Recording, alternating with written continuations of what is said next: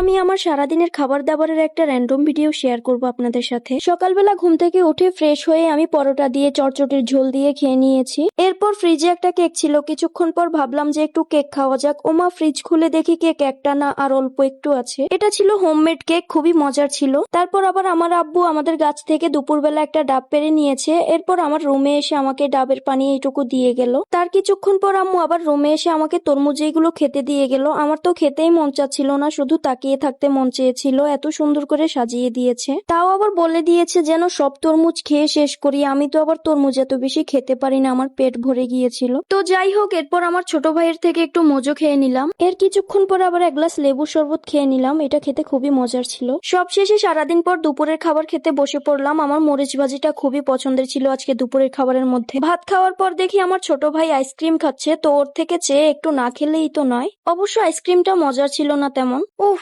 সারাদিন কিচ্ছু খাইনি, তাই অনেক টায়ার্ড লাগছে। এই জন্য ভাবলাম একটু রেস্ট করি বসে। জানালার পাশে বসে বসে ধান ক্ষেত দেখছিলাম আর মানুষের কাজ দেখছিলাম। বাইরে অনেক বাতাস ছিল আর আকাশটাও অনেক মেঘলা ছিল। এই জন্য ওয়েদার এবং ভিউ দুটোই খুবই জোস ছিল। সবশেষে সন্ধ্যাবেলা আমার ছোট ভাই মসজিদ থেকে আসার সময় জিলাপি এনেছে, ওইখান থেকে একটু খেয়ে নিলাম। তো আজকের ভিডিওটি এই পর্যন্ত। এই ভিডিওটি ভালো লাগলে আমার পেজে অবশ্যই ফলো দিয়ে যাবেন। বাই।